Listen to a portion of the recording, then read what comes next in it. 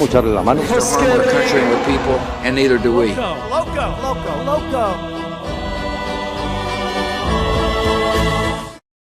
Für dich eingesetzt habe. Mi tierra haya sido como haya sido. Todos son de la mafia del poder mundial. Pues sí, del que robe hay que echarle la mano. We don't harm our country and our people, and neither do we.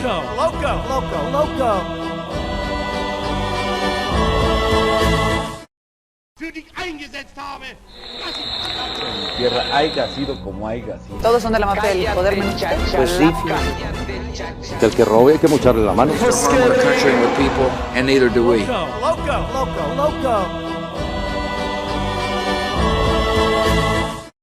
Für dich eingesetzt habe. Mi tierra haya sido como haya sido. Todos son de la mafia del poder mundial. Pues sí, del que robe hay que echarle la mano. We don't harm our country and our people, and neither do we.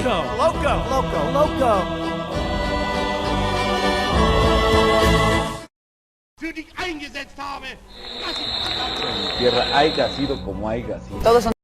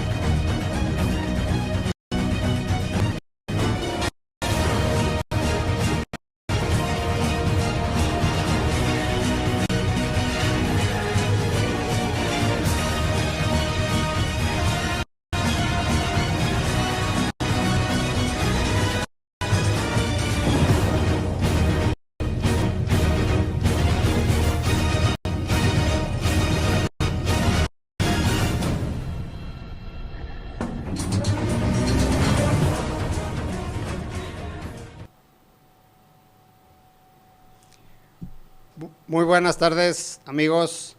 Esto es Sucesos y Personajes, un programa para analizar y reflexionar acerca de los acontecimientos y los protagonistas del pasado y del presente. Tengo el gusto de ser acompañado este día por mi amigo Ulises. Hola, Ulises. Hola, profesor, gracias por la invitación. El día de hoy vamos a tratar un tema que hasta hace tiempo era un tema tabú, el ejército mexicano.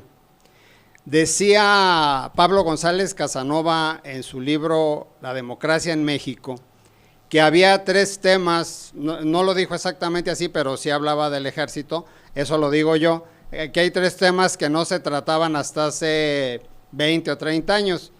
La Virgen de Guadalupe, el presidente de la República y el ejército. Lo curioso del caso es de que todos estos temas se han ido desmitificando.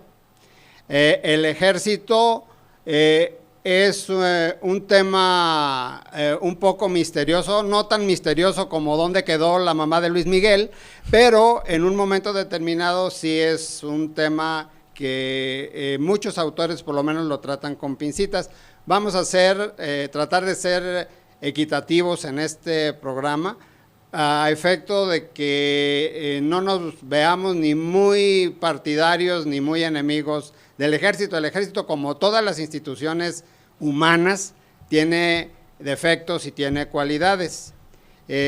Últimamente ha sido objeto el ejército de varias interpretaciones, de varios análisis, y de eso es lo que vamos a hablar ahora, pasando por el periodo histórico que llevó al ejército moderno actual. Un poco de antecedentes. ¿Qué nos podrías decir de antecedentes sobre el ejército mexicano, Ulises? Sí, pues justamente curioso lo que usted menciona, que es un tema tabú que hasta hace poco no se trabajaba. Un tema que a lo largo de la historia mexicana es una institución que ha estado siendo partícipe principal dentro de las sucesiones presidenciales y dentro de la política mexicana. Entonces, me parece muy pertinente que lo trabajemos en este programa, aunque sea un pequeño espacio. Vamos a omitir el aspecto del ejército en la época colonial o en el siglo XIX. En el siglo XIX tuvo la fama el ejército mexicano de ser promotor de azonadas, golpes, levantamientos, pronunciamientos. Entonces vámonos a la etapa propiamente moderna que comenzará con la Revolución Mexicana. Dime una cosa, ¿por qué 19 de febrero? ¿Por qué ese es el día del ejército, Ulises? Si no te lo sabes, te repruebo en tu materia. Ahí te va. Es por esta razón. El 19 de febrero de 1913 terminó la decena trágica, que en realidad, si le sacamos la cuenta, la decena es una oncena, porque es del 9 al 19, nada más que, pues como que no sabemos contar, y le decimos decena trágica, son 11 días en realidad. El 19 de febrero, el ejército que estaba sosteniendo a Francisco I. Madero lo traicionó, o por lo menos algunos líderes del ejército lo traicionaron, encabezados por Victoriano Huerta. En ese momento se da el desconocimiento del gobierno, esa es la historia oficial, ahorita vamos a ver que no es cierto, el desconocimiento por parte del gobierno de Coahuila, encabezado por el gobernador Venustiano Carranza, de ese pronunciamiento. Y entonces, para restablecer el orden constitucional, como lo dice el Plan de Guadalupe de unas semanas después a esta fecha, habría que conformar un ejército que se llamó en ese momento Ejército Constitucionalista. De ahí que se haya establecido como fecha del ejército mexicano moderno, el día del ejército, el 19 de febrero, pero en realidad ya había ejército antes y siguió habiendo ejército después. Por ejemplo, ¿sabías que algunos generales porfiristas se incorporaron al ejército ya revolucionario? Por ejemplo, les puedo hablar de Juan Andreu Almazán. Por ejemplo, Juan Andreu Almazán era un general porfirista, era un militar porfirista que luego fue partidario de Victoriano Huerta, y cuando cayó Victoriano Huerta, Juan Andreu Almazán se vuelve zapatista para seguir peleando contra Carranza. ¿Cuándo se vuelve de revolucionario Juan Andreu Almazán? Cuando la rebelión de Agua Prieta. Él se incorpora a la rebelión de Agua Prieta, como lo hicieron muchos zapatistas, y entre todos le echaron un montón a Venustiano Carranza y acabaron con él. Cuando se consuma, que por cierto es el último golpe de Estado, ojo, el último golpe de Estado, aclaración prudente, no fue en 1913, fue en 1920. El último golpe de Estado consumado con éxito en contra de las instituciones legalmente establecidas. En este caso, las instituciones nacidas de la Constitución de 1917 y cuyo presidente constitucional era Venustiano Carranza. Cuando Venustiano Carranza quiere imponer un candidato muy fuera de lugar en contra de los intereses de los militares, el ejército entero se le echa encima. Sí. Sin embargo, ya cuando desde Obregón y después Calles, después de la rebelión de Agua Prieta, de la rebelión, sí, de Agua Prieta, y luego de la rebelión de la Huertista de 1923, empieza eso que llamamos la profesionalización del ejército. ¿Qué será eso, Ulises? Bueno, la profesionalización del ejército tiene que ver con lo mismo de esta continuidad de la revolución, darle esa legitimidad que buscaban darle los líderes sonorenses, ya en este caso, los triunfadores de la rebelión de Agua Prieta, para acabar con lo antiguo, con lo que se buscaba derrocar durante la revolución. Como había mencionado el profesor, durante la revolución, durante el siglo XIX, los golpes militares habían sido la manera para suceder al presidente. Esto es lo que buscaban evitar, buscaban que los militares siguieran siendo una fuerza contraria al presidente de la República. Entonces, una de los principales objetivos que tenían estos líderes sonorenses era reducir el número de militares, acabar con todos estos líderes regionales, porque, pues es verdad, o sea, no era nada más Villa, Zapata, Obregón, sino que en las regiones había decenas, si no es que cientos de líderes regionales, que traían 10 personas, pero eran líderes en sí. Así es. Inclusive se juntaba Juan Cuerdas con sus cuates y lo nombraban general de división, y era un general de división con 30 agentes, y luego ya en el sistema reclamaba el grado como si se lo hubiera ganado a pulso, ¿no? Entonces, de ahí la necesidad, sobre todo a partir del régimen de Plutarco Elías Calles, de profesionalizar el ejército. Y aquí hizo una cosa muy curiosa.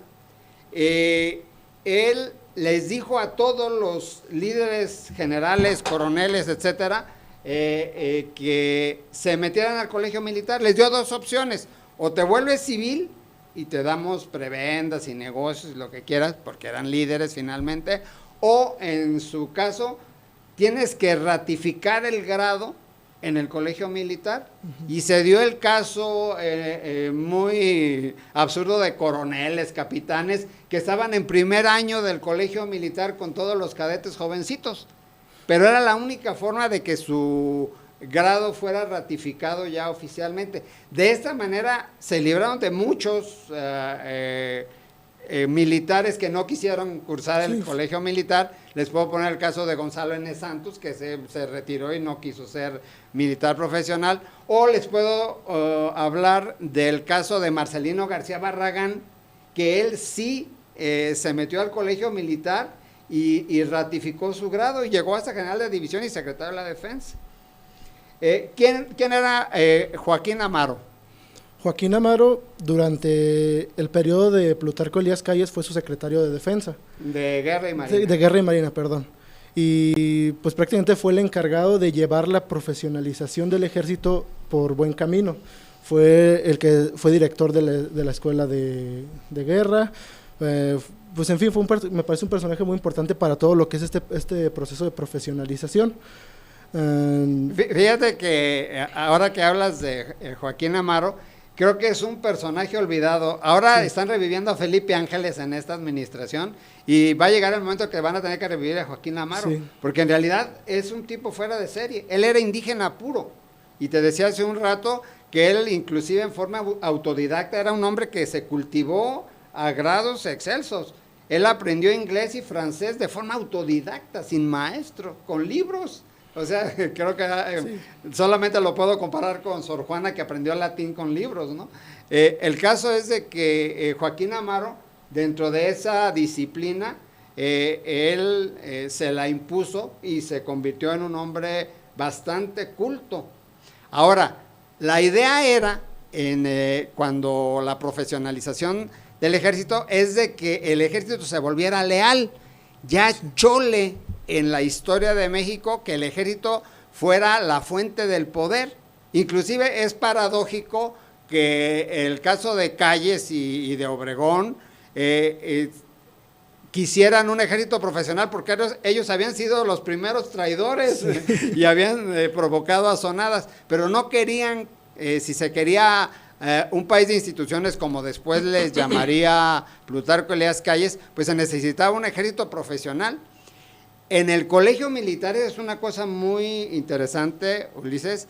En el colegio militar se empezó a meter en la cabeza de todos los cadetes y por lo tanto de todos los egresados la lealtad irrestricta a las instituciones políticas y concretamente al presidente de la República, que es el mando supremo de las Fuerzas Armadas.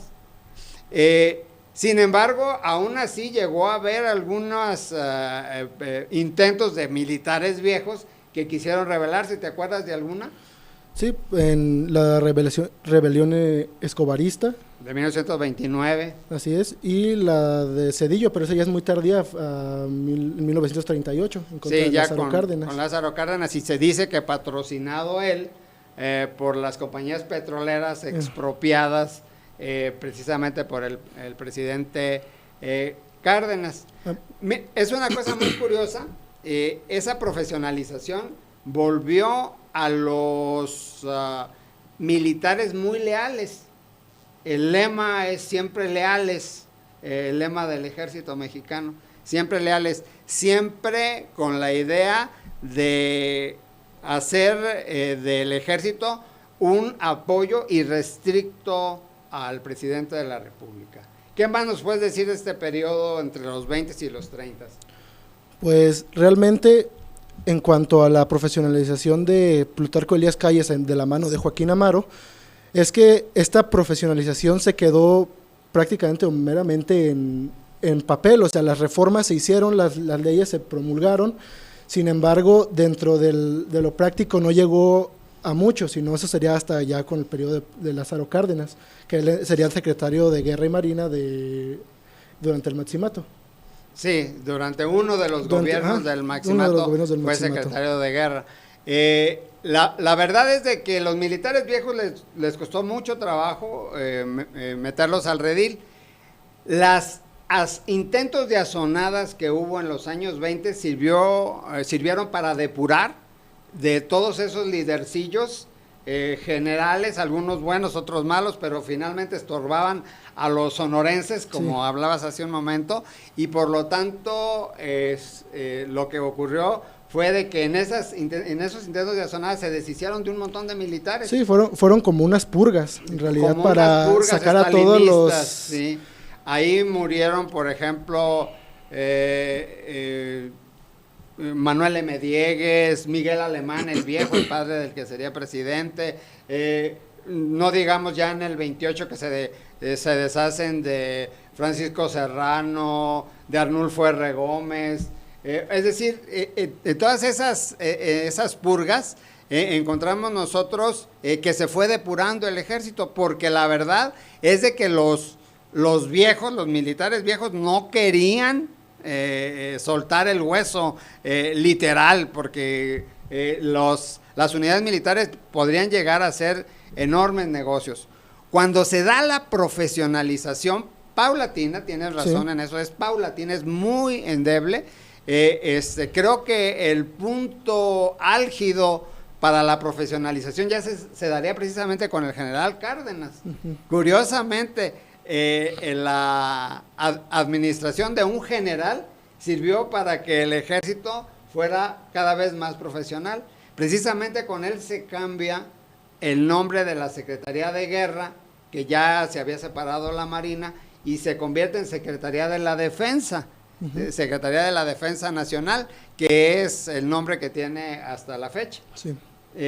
¿Y la Fuerza Aérea ahí de dónde sale? Pues sería también ya hasta... de la Revolución. Sí. También de la Revolución. Precisamente con el presidente Ávila Camacho, el que fue secretario de Defensa de Lázaro Cárdenas, que luego se convierte en presidente a partir de 1940, se le da un estatus especial a la Fuerza Aérea. Lo curioso del caso es que desde entonces, pese a las leyes orgánicas que ha tenido el ejército a partir de los años 40 del siglo pasado, la Fuerza Aérea sigue siendo parte integrante del ejército, o sea, se habla del ejército y Fuerza Aérea. Quien tiene una organización independiente es la Secretaría de Marina, es una secretaría aparte. Ha habido varios intentos, es un secreto que no le cuenten a nadie, varios intentos para que la Fuerza Aérea tenga su propia secretaría, pero no se ha logrado. Hasta la fecha sigue dependiendo la Fuerza Aérea Mexicana de la Secretaría de la Defensa Nacional. Sí. ¿Cuáles verías tú como las características de un ejército moderno ya, como parte de tu tesis? Bueno, es pues un poco ambiguo hablar sobre lo moderno, pero podemos tener que se puede pasar del ejército revolucionario, que el ejército revolucionario era un ejército que estaba desbandado, estaba dividido, estaba desarticulado, entonces no se podía hablar como en sí de un ejército federal fuerte, pero ya la profesionalización y esta modernización es como todas estas facciones ponerlas bajo el yugo del poder federal.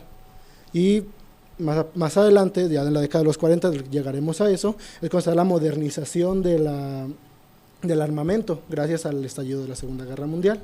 Sí, correcto. Es interesante ver el aspecto político del ejército.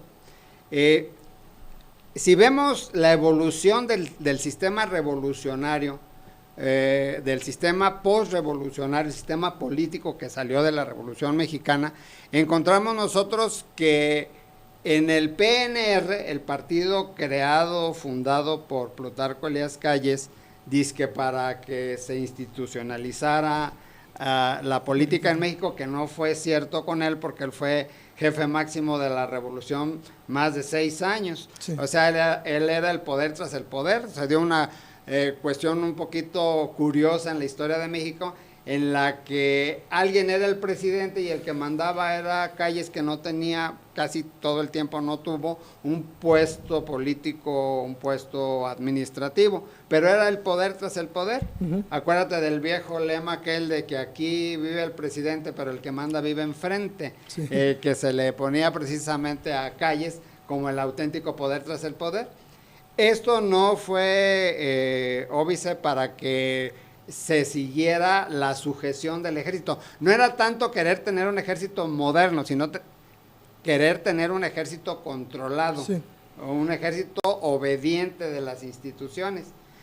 Una de las formas, en 1929, cuando se crea el Partido Nacional Revolucionario, fue precisamente hacer de el partido un partido de caudillos, entre ellos los caudillos militares. Había también caudillos agrarios, había obreros, pero era un partido de élite, donde vamos a encontrar una evolución del ejército desde el punto de vista político, es en la creación del Partido de la Revolución Mexicana, que es el partido creado por el general Lázaro Cárdenas, en donde tiene el partido en el poder su configuración, que duraría prácticamente hasta el 2018, ¿no? Cuando sale Peña Nieto, que es ser un partido de sectores, el sector obrero, el sector campesino, el sector popular. Y en el Partido de la Revolución Mexicana, antes del PRI, existía el sector militar. El sector militar, es decir, a los militares se les dio una función política. Y esto fue muy interesante, porque si quería un militar ser gobernador, diputado, senador y hasta presidente, tenía que ser dentro de las filas del partido. Ese es el gran mérito del sistema creado por Plutarco Elías Calles. Disciplinar al ejército también políticamente. ¿Qué sucede con los militares cuando desaparece el sector militar en la creación del Partido Revolucionario Institucional? ¿Te acuerdas de eso? Sí, pues ya dejan de tener una participación política dentro de México. Directa. Siguen teniendo una participación indirecta. Y si volvemos a González Casanova, él decía que era uno de los factores del poder que había en el país, es decir, factores poderes de facto en el país, ¿sí? Como era la iglesia, y se hablaba del ejército también. O sea, con el ejército, digo lo de al principio, no se metía nadie, ¿no? Ni los más, ni los periodistas, ni los investigadores, y mucho menos los políticos, ¿no? Era una cosa completamente cerrada. Esto se ha ido liberalizando, como lo vamos a ver. Entonces, en 1946, el ejército desaparece como sector, la milicia desaparece como sector, y nos adentramos ya en el periodo moderno, ya políticamente hablando, del ejército. Sí, preguntas.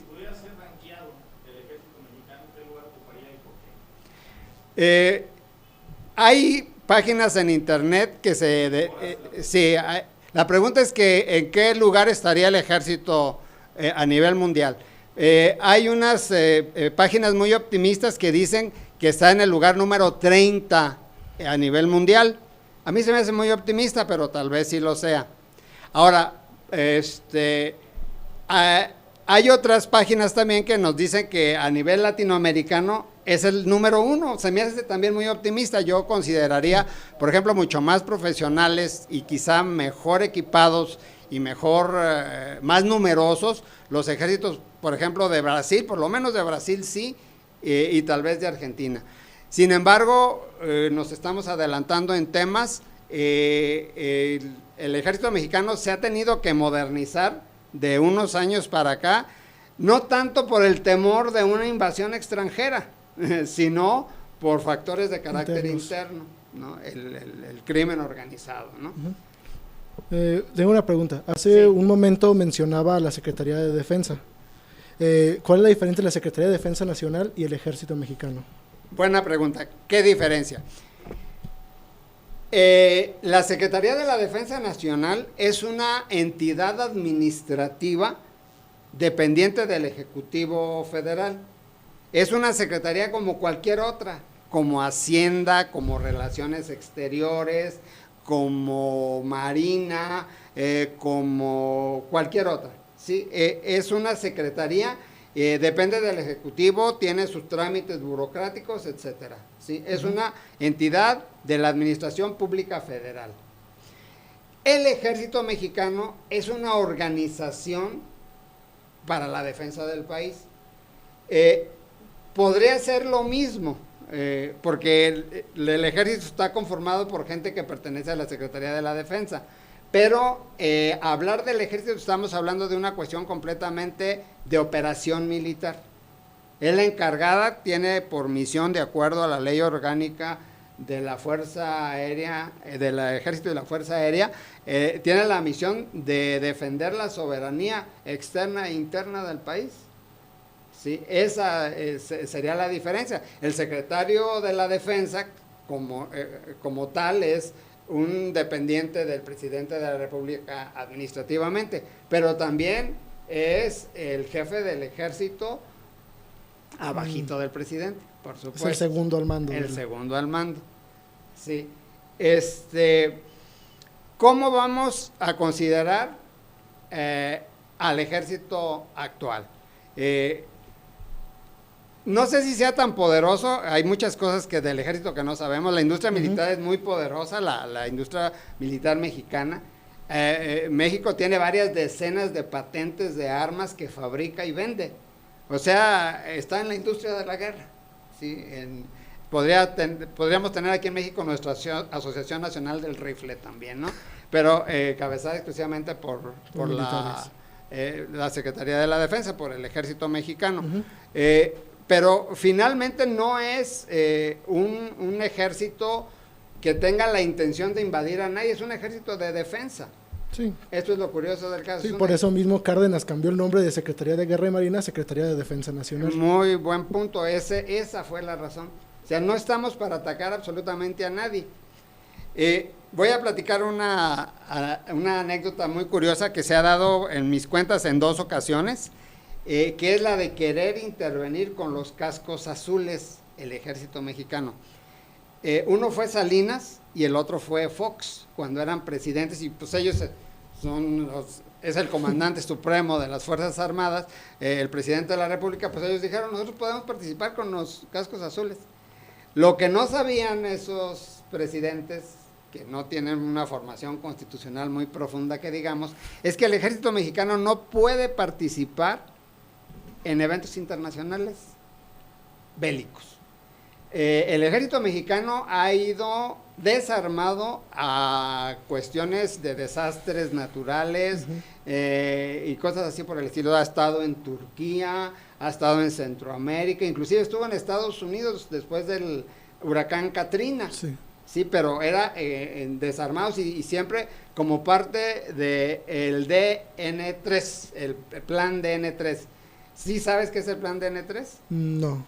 El plan DN3 es un programa que tiene el ejército mexicano, llamado plan, para acudir en auxilio de la población en casos de desastres naturales, por volcanes que hagan erupción, por terremotos, por inundaciones, por huracanes. Creo que esa es la parte más loable que tiene el ejército mexicano. Es la parte en la cual el ejército es aceptado enormemente por la población. A veces el soldado significa la salvación para mucha gente que está en peligro. Entonces, pero es una cuestión que es legal, o sea, está en la ley, y pues poca gente lo sabe, ¿no? Quizá aquí el aspecto más polémico que podemos encontrar en el ejército es las veces que ha sido utilizado, eso tenemos que decirlo, inclusive lo dijo el mismo presidente, ha sido utilizado para la represión, para, por ejemplo, reprimir a los profesores en los años 50, para reprimir a los ferrocarrileros, a los estudiantes en Michoacán y sobre todo en el movimiento del 68 en la Ciudad de México. Creo que esa es la página negra que el comandante supremo actual lo mencionó el Día del Ejército pasado. Ahora febrero es el mes del ejército. Mencionó que ha sido usado el ejército en cosas que tienen que ver con la represión. Ojo, el ejército nada más hace lo que le ordenan.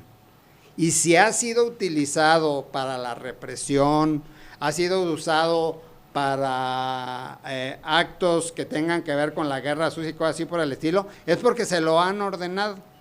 Quizá esa es la parte más polémica que podemos encontrar en el ejército, pero finalmente ha sido obedeciendo órdenes, o sea, no ha sido iniciativa de los militares, ha sido obedeciendo, y eso es una cosa que a veces no lo... Pues su educación está hecha para eso, para que ellos obedezcan, así no para es. que... Lealtad ante todo, ¿no? Lealtad, obediencia, honor, valor, lealtad, dice en el Colegio del Aire, ¿no? Esa es son lemas que tienen que ver siempre con la disciplina y con el apego a las instituciones. Es otra pregunta. Es una forma en la que ellos clasifican DN3. Es que hay muchos tipos de planes, ¿sí?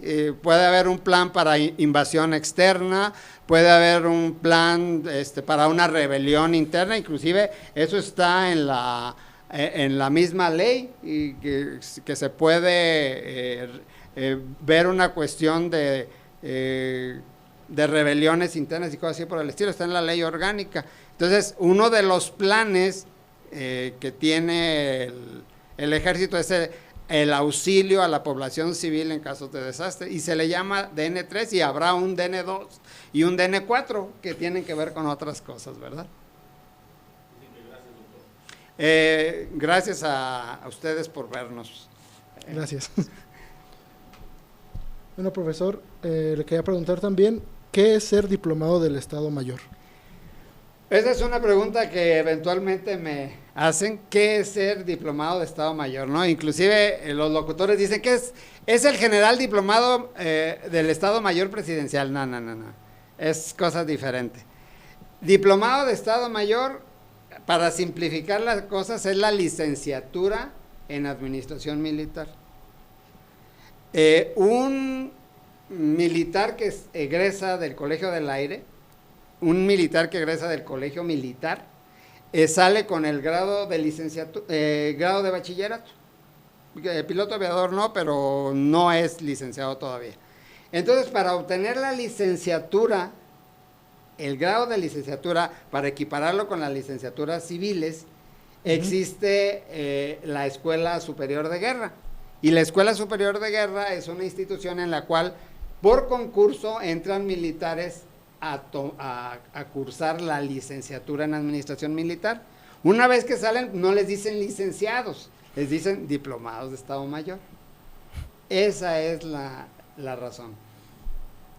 Bueno, y ahorita que tocó un poco el tema de la Escuela Superior de Guerra, esta es una reforma que viene también desde la época de Cárdenas, 1933-34 por ahí, y también fue justamente por esto mismo la profesionalización del ejército, para que los militares se dieran cuenta de que no solamente podían hacer carrera militar dentro de la política, o sea, incursionando a la política, sino que las carreras que otorgan en esta Escuela Superior de Guerra se equiparan a las civiles y pueden hacer carreras como ingeniero civil, ingeniero militar, veterinario militar, médico militar y cosas así, o sea, para equipararlas y para evitar que ellos busquen siempre el camino de la política.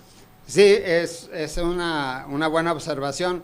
Se trataba de hacer un servicio profesional de carrera, como lo debería de haber y tal vez lo hay, por ejemplo, en el Poder Judicial y en las procuradurías, fiscalías, pero en el ejército empezó mucho antes, porque se trataba de hacer militares que sirvieran para ser militares y que no estuvieran viendo a la carrera militar como un escalón para meterse a la política o para robar. Se trataba de que fueran profesionales el resto de su vida profesional activa, el que fueran profesionales en el sentido de dedicarse a eso nada más. Ahora, aquí es muy importante hacer una aclaración. En el ejército existen las armas y los servicios. Tú mencionaste algunos de los servicios. Las armas son infantería, caballería, artillería. Los servicios son los encargados de proveer a los que van a ir al campo de batalla de todo lo que necesiten. Por eso hay médicos militares, hay abogados militares, hay enfermeras militares, es decir, todos los servicios que se requieren para que los que entran en el campo de batalla tengan todo lo que necesitan proveerse para pelear, ¿no? Sí, está, por ejemplo, una dependencia del ejército que se llama la Intendencia Militar, que es la que provee de todo lo que son alimentos, vestuario, absolutamente todo eso, ¿no? Sí, y esa misma intendencia militar también viene de tiempos de... Bueno, viene la ley de Concalles y se puso en marcha en el tiempo de Cárdenas, justamente para evitar que los militares, porque antes de la intendencia, los recursos se entregaban a los generales de zona o a los líderes militares, y ellos pues se los quedaban o se los daban nada más a sus favoritos o cosas así. Entonces justamente esta intendencia también se creó para evitar la acumulación del poder de estos mismos militares. Correcto. Hay una cosa muy interesante, ya en este momento hay que decirlo, ya se modificaron, pero los reglamentos hasta hace pocos años eran reglamentos todos de estilo francés. Yo siempre le pregunto a mis alumnos por qué creen que los reglamentos que se crearon entre los años 20, los años 30 y los años 40 eran de estilo militar. Los tribunales militares, los toques militares, la disciplina, mucho de la disciplina militar, todo era francesa. ¿Y por qué francesa? ¿Por qué no alemana o por qué no norteamericana? Y voy a decir por qué. Porque los franceses ganaron la Primera Guerra. Bueno, eso dijeron ellos. Eso dijeron ellos. Y acuérdate que le decían a los franceses el mejor ejército del mundo. Entonces, si había que hacer reglamentos, leyes militares, pues vamos tomando el modelo del mejor ejército del mundo. Y el mejor modelo fue el francés. Sí. Ya después llegaría a 1940, llegaría Adolf Hitler y demostraría que el ejército francés no era el más poderoso del mundo, ¿verdad? Exactamente. El canto de las sirenas.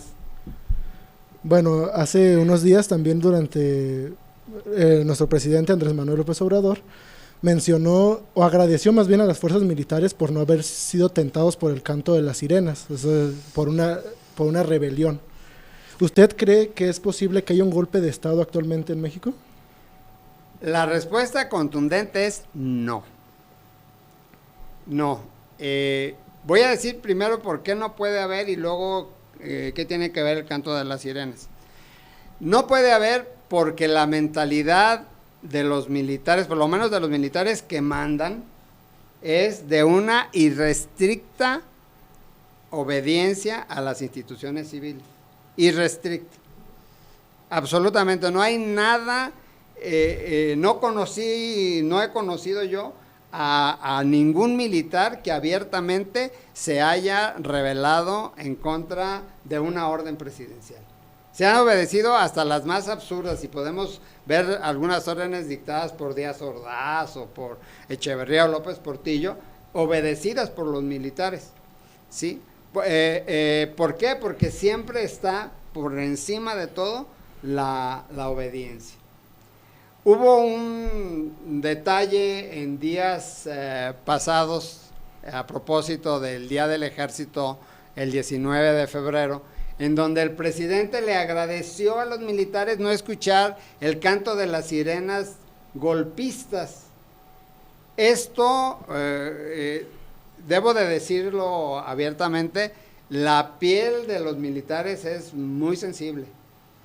Y creo, casi sin temor a equivocarme, que fue una gran ofensa.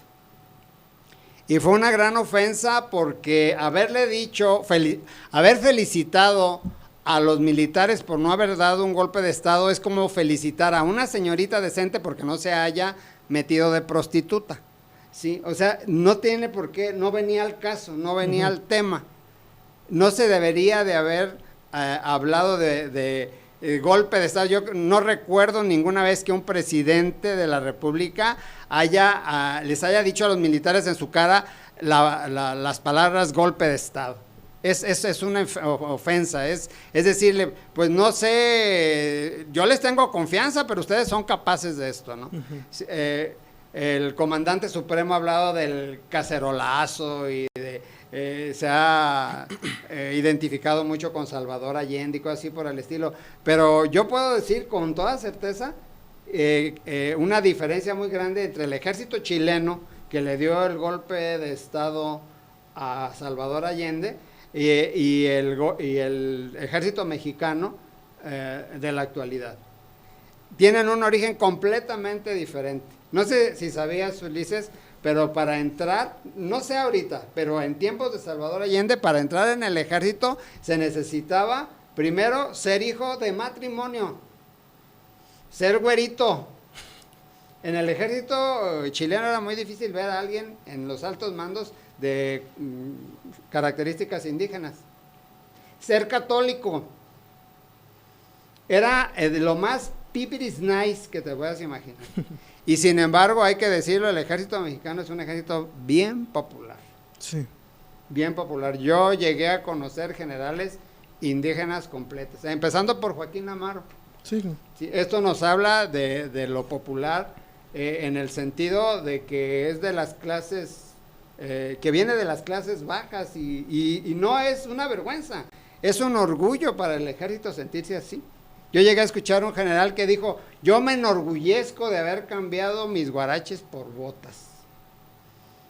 Él usaba guaraches y su primer momento de elevación social fue haberse puesto unas botas y se sentía muy orgulloso de las botas y de los guaraches. ¿Qué te parece? Es muy interesante y si es en efecto el ejército mexicano es un ejército de clases bajas y lo había sido desde tiempos atrás. Pues es fácil ver, yo vivo cerca de la zona de la base aérea militar y las personas que ves dentro son gente de tez morena, o sea que se denota su raíz indígena. Las mesas de reclutamiento militar para soldados rasos casi siempre están en zonas indígenas, Veracruz, Guerrero, etcétera. Por eso vemos a tantos soldados, soldado raso, con facciones indígenas. Lo podemos ver en el desfile del 16 de septiembre, por ejemplo, ¿verdad? En donde se ve gente con rasgos indígenas. Ahora, hay que hablar aquí de la superación que significa para ellos pertenecer al ejército, ¿no? Muchos indígenas nunca pensarían que podrían llegar, no sé, a coroneles, generales, y el ejército se los permite. Es un ejército, curiosamente, en ese sentido, muy democrático. Su organización no es democrática su procedencia y su posibilidad de ascenso. Platícanos de tu tesis, Ulises. Bueno. Danos una muestra, dinos de qué se trata y cuál es tu aportación al respecto. Bueno, yo estoy trabajando dentro de mi tesis de licenciatura lo que es el estallido de la Segunda Guerra Mundial y cómo este afectó dentro de la política militar mexicana y en las mismas filas del ejército mexicano.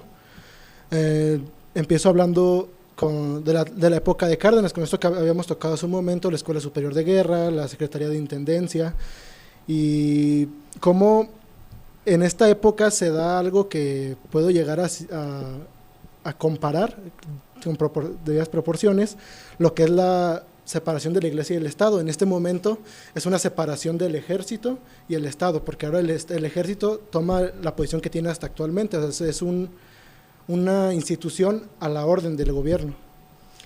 ¿Cuál fue la participación del ejército mexicano en la Segunda Guerra Mundial? El ejército mexicano en sí, participación dentro del escenario de guerra, del teatro de guerra, fue nada más con el escuadrón 201 en las Filipinas, bajo el mando del general Douglas MacArthur. Pero en sí se vio muy fortalecido, sobre todo en cuanto a equipo, gracias al apoyo de los Estados Unidos, que vendía o incluso regalaba sus excedentes de guerra para que se armara el ejército mexicano. Esto obviamente no es con la intención de Estados Unidos ser buena gente, ni mucho menos, sino más bien por proteger su propia soberanía, fortaleciendo su frontera sur, una frontera muy grande que tiene con México. Hay una parte de la historia que mucha gente no la sabe, y es que Estados Unidos quiso poner una base militar en Baja California, en el estado de Baja California, en el estado mexicano, y una base norteamericana. ¿Y sabes quién fue el que se opuso a esto? Lázaro Cárdenas. Lázaro Cárdenas. Él, ya siendo expresidente de México, en sus memorias, Lázaro Cárdenas afirma que si las tropas norteamericanas llegan a estar dentro del territorio nacional, nunca jamás se van a poder ir, ¿no?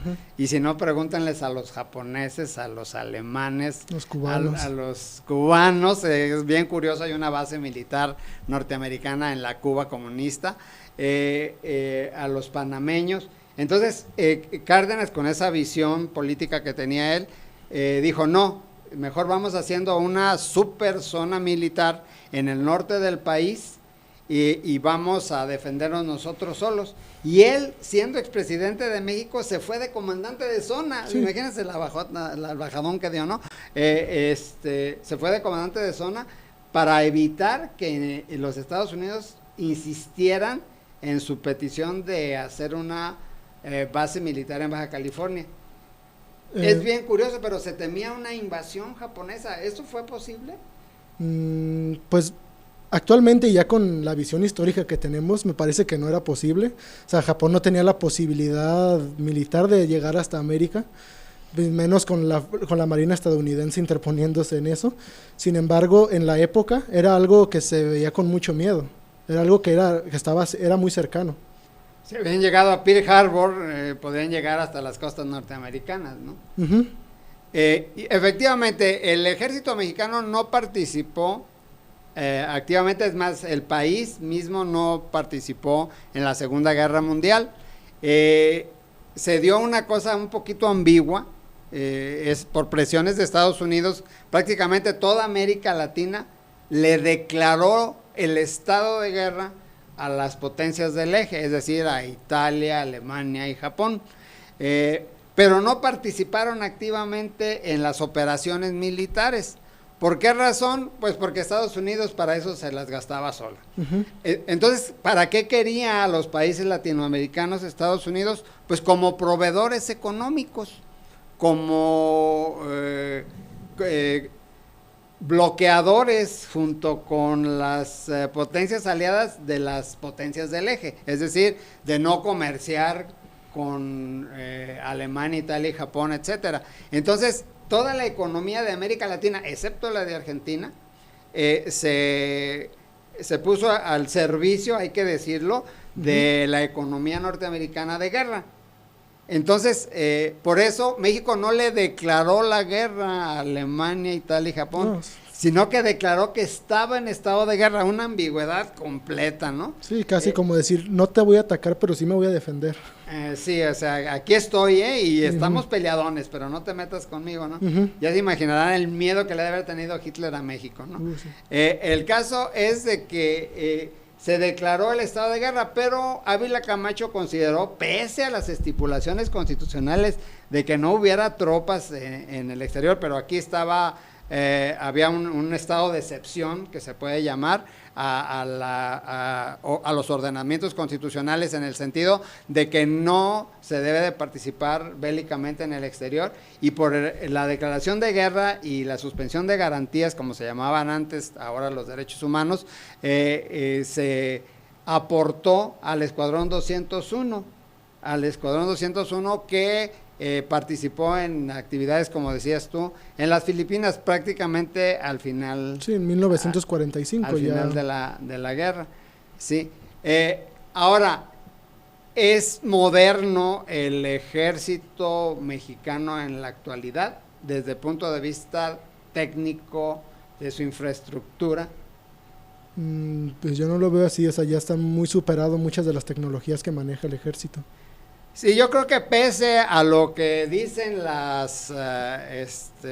los programas ahí que vienen en internet, que son de la Secretaría de la Defensa, creo que sí hay un poco de desventaja, pero mi padre era muy sabio y decía que para qué tener un gran ejército si con el único que podemos pelear es contra Estados Unidos.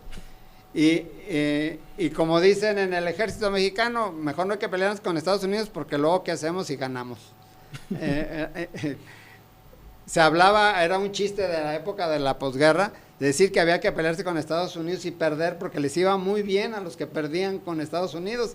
Era el caso de Italia y de Alemania con el Plan Marshall, y los préstamos que se dieron a Japón después de la guerra, que llevaron a estos tres países a ser potencias económicas después de la guerra, y al rato estaban mejor los países que habían perdido la guerra que los que le habían declarado la guerra a las potencias del eje, ¿no? ¿Qué más podríamos añadir a esto, Ulises? Bueno, dentro del algo importante que ocurrió dentro de México en el contexto de la Segunda Guerra Mundial fue que se promulgó el servicio militar obligatorio. Es algo que en un principio tuvo mucho rechazo. En primera porque era en domingo, entonces era el día de Dios, el día que todos iban a misa, entonces muchos empezaron a faltar. Pero después se cambió a sábado y como que las cosas empezaron a cambiar, aunque sí hubo mucho rechazo social debido a que, como mencionaba hace un momento, muchos de los jóvenes eran de zonas pobres, de zonas de bajos recursos, entonces eran un factor fundamental ese joven para la economía familiar. Entonces ese rechazo fue muy difícil superarlo. Sí, hasta la fecha existe el servicio militar. Uh-huh. Creo que se le está quitando ya la obligatoriedad, Sí. Ya no es un requisito para hacer un montón de trámites el tener la cartilla militar, pero pues yo recomiendo que es mejor tenerla que no tenerla. Sí, todo aquel que quiera trabajar en el gobierno, que quiera estar en una dependencia pública, necesita su cartilla militar, es decir, necesita hacer el servicio militar. Ha tenido muchas variantes el servicio militar, por ejemplo, ahora hay servicio militar inclusive para mujeres. Ese es un aspecto muy importante que es bueno tratarlo, el papel de las mujeres en el ejército. Sí, yo tuve una alumna hace muchísimos años que quería ser piloto aviador militar y era mujer, y a ella la rechazaron. Ella inclusive llegó a hablar con altos funcionarios de la Fuerza Aérea y le dijeron que no porque tenía ese pequeño defecto de ser mujer. Entonces, con la igualdad del hombre y la mujer que ha ido avanzando paulatinamente, que no se ha llegado por completo, se admiten ya mujeres en las armas, porque se tienen los oficios, había médicos militares, enfermeras, personal de oficina femenino, pero no en las armas, es decir, en los que pelean en artillería, en caballería, piloto aviador. Ahora ya los hay. La admisión es mínima de mujeres, pero sí hay mujeres en el ejército. Ese es un avance muy grande en la igualdad entre el hombre y la mujer. Sí, y también yo investigando en lo relativo a mi tesis, dentro del Archivo Municipal de Guadalajara, he encontrado que durante la época de la Segunda Guerra Mundial el servicio militar también se les daba a las mujeres, pero principalmente a las que trabajaban en dependencias de gobierno. Obviamente la educación militar para ellas era diferente, se iban más bien por lo de la enfermería o cosas así, pero se les obligaba y las mujeres eran renuentes también a ir, o sea, les mandaban cartas de que tal y tal persona no ha asistido al servicio militar y tiene que asistir por su deber cívico. Pero también, bueno, a mí me parece curioso que ya en la época de 1942 ya se le daba también el servicio militar y educación militar a las mujeres. Muy bien, pues con esto creo que ya estamos dando por concluido este programa. Les agradecemos enormemente, un saludo a todos. Alberto, te extrañamos, te esperamos muy pronto por aquí esperamos a todos ustedes la siguiente sesión de Sucesos y Personajes.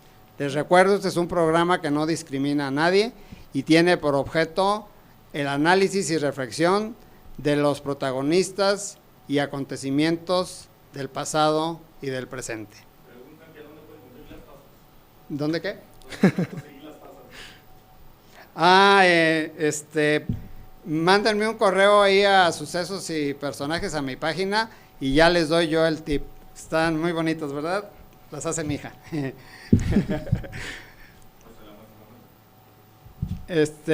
¿Otra vez? Ahí está.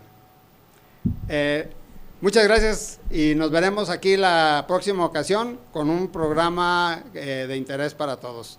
Muchas Hasta gracias. Entonces, gracias profesor Omar, gracias Ulises y hasta la próxima. Gracias. für dich eingesetzt habe, dass ich En mi tierra haya sido como haya sido. Todos son de la mafia del poder mundial. Pues sí, que el que robe hay que mocharle la mano. Don't harm our country and our people, and neither do we.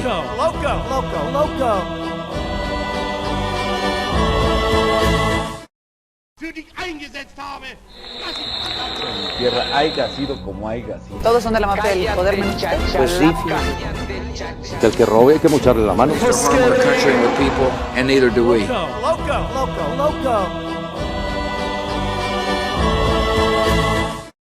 für dich eingesetzt habe, dass ich En mi tierra haya sido como haya sido. Todos son de la mafia del poder